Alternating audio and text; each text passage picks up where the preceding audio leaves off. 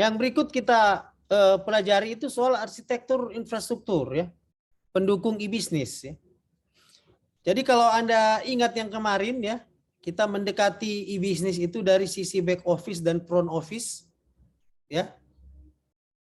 Nah, Anda bisa lihat ini ya, konsep dari Profesor Eko Indrajit yang dikemukakan di tahun 2000 ya. Ini sangat revolusioner karena waktu itu tahun 2000 itu Anda harus tahu itu ya. Teknologi telepon genggam itu yang bisa mengakses internet itu belum ada itu karena nanti masuk 2005 itu ya. Tapi di tahun 2000 itu sudah ada yang mengkonsepkan bahwa e-bisnis itu harus didukung oleh teknologi digital ya. Minimal itu yang pertama ada yang namanya, Anda lihat di sini yang di tengah itu intranet ya. Intranet itu yang sebuah konektivitas ya yang menghubungkan internal bagian dalam dari organisasi ya. Kalau di studi kasus Pemkot Bitung ya, kita membangun intranet itu dengan menggunakan fiber optik ya, tidak tanggung-tanggung itu diinvestasikan fiber optik sehingga dapat menghubungkan seluruh organisasi pemerintah daerah. Jadi kalau sebuah pemerintahan itu kan di bawahnya ada organisasi pemerintah daerah. Itu tuh dinas ini ya, dinas pendidikan, itu yang namanya disebut OPD. Ada bagian umum ya, ada sekretariat daerah, ada bagian kerjasama, ada bagian kepegawaian ya. Itu kalau di bawah wali kota gitu ya. Nah, mau menghubungkan itu, kalau di Pemkot Bitung kita menggunakan konektivitas yang namanya fiber optik. Yang diarahkan itu untuk intranet. Sehingga pertukaran data antar OPD ya, internal OPD itu dapat dilakukan secara digital. Kenapa? Karena kantor mereka ini berjauh-jauhan gitu ya. Dan dengan teknologi VPN, PNS itu aman bekerja dari rumah. Indonesia itu, Kementerian Kominfo itu juga membangun yang namanya intranet ya. Ada jalur internet khusus ya, supaya pertukaran data itu di seluruh kabupaten kota, dinas vertikal itu dapat berlangsung dengan baik gitu ya. Nah, baru kemudian ada yang namanya extranet. Ya, Anda lihat di sini yang extranet. Ya. Jadi kalau Anda lihat di sini extranet itu dia mendukung back office ya. Itu menghubungkan organisasi dengan pihak luar. Ini misalnya pihak supplier. Ya. Nah, kalau ini di pemerintahan ini contohnya aplikasi LPSE ya. Itu apa? Semua kontrak-kontrak pemerintah, kontrak proyek pekerjaan pemerintah itu ditenderkan lewat LPSE. Ya, ditenderkan lewat LPSE. Nah, itu menggunakan yang namanya extranet. Oke. Jadi itu menghubungkan pemerintah dengan pihak luar. Anda lihat di LPSE itu ada UMKM itu boleh berjual di situ. Ya. Baru masyarakat yang ingin menjadi rekan bisnis pemerintah bisa mengakses di situ daftar perusahaan dan bisa mengikuti tender-tender pemerintah. Nah, itu contoh yang namanya extranet. Ya, seperti itu. Nah, baru ada yang namanya internet ya. Internet itu kita sudah kenal, itu biasanya untuk produk, informasi produk ya. Sekarang juga sudah sampai di transaksi pembayaran ya. Transaksi pembayaran itu sudah banyak yang menggunakan internet. Ya. Contoh itu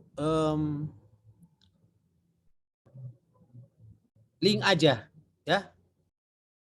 Pemkot Manado, Pemkot Tomohon, itu Pemkot Bitung itu punya kerjasama link aja. Jadi kalau masyarakat mau menggunakan atau membayar jasa Nah, kalau di Bitung itu pengurusan KIR ya. Pengurusan KIR, Anda ingin urus KIR kendaraan Anda bayar sekarang di link aja. Jadi tidak lagi menggunakan uang cash. Itu contoh penggunaan internet. Biasanya layanan-layanan ya. Atau contoh itu sekarang kalau di Provinsi Sulut itu yang Samsat ya. Samsat itu kan Anda bisa bayar dari ATM itu. Nah, ini contoh penggunaan teknologi internet. Biasanya lebih ke arah front office. Jadi kalau kita bicara soal infrastruktur pendukung e-bisnis, ya, dari konsep back office dan front office itu maka ada 3 teknologi pendukung gitu. Intranet, extranet, dan internet. Sedangkan nama teknologi pendukung Anda bisa lihat di bawah gitu ya. Ini ada EDI-nya ya, ada web TV. Sekarang kan itu masuk di kantor-kantor itu langsung ya diperlihatkan proses bisnisnya. Kayak di Samsat tuh langsung pakai televisi ya. Harus ke sini dulu, baru ke sini, baru ke sini, baru ke sini.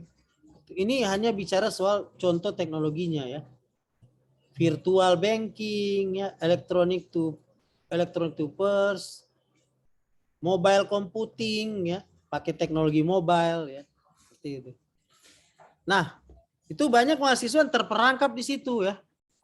Mereka cenderung fokus di bawah sini ya. Padahal itu hanya IT support. Mereka tidak masuk lebih dalam ya. Oh, IT support di mana? IT support ke back office. Itu yang masih kurang sekarang di research mahasiswa informatika. Terperangkap ke membuat aplikasi gitu. Ya, tidak ke penyelesaian e-bisnis atau digitalisasinya gitu. Mereka pikir digitalisasi itu bicara soal membuat aplikasi, keliru. Dalam konsep e-bisnis atau digitalisasi, transformasi digital ya, aplikasi itu hanyalah tools mensupport agar supaya bisnisnya berjalan ya. Seperti itu. Ya, contoh yang paling jelas yang Anda bisa lihat itu di Unstrat gitu ya. Bisnis pendaftaran mahasiswa baru, proses bisnis pendaftaran mahasiswa baru itu. Di-create lah sebuah, ada beberapa teknologi di situ. Yang pertama teknologi web untuk melakukan registrasi, upload berkas file semua. Baru sesudah itu kita create extranet ya, host to host dengan bank, karena kan mahasiswa baru itu bayar dari bank, bukan setor uang ke Unstrat. Ya, kita create extranet ya. Jadi pertama ada teknologi internet di situ untuk mengupload file-file ya. Kemudian ada teknologi extranet di situ, host to host dengan bank. Di Unstrat itu namanya teknologi host to host. Baru kemudian ada intranet, mereka masuk ke Inspire untuk mendapatkan NIM. Mana ada mahasiswa tugas air berpikir create selengkap itu gitu ya. Nggak ada. Kita biasanya sekarang ya fokus ke animasi ya. Animasi itu hanya ke support teknologi gitu ya. Tidak menyentuh proses e-bisnis, tidak menyentuh proses digitalisasi. Sehingga kualitas risetnya masih level D4 gitu ya. Jadi kita bersaing dengan politeknik. Bukan ke research level S1.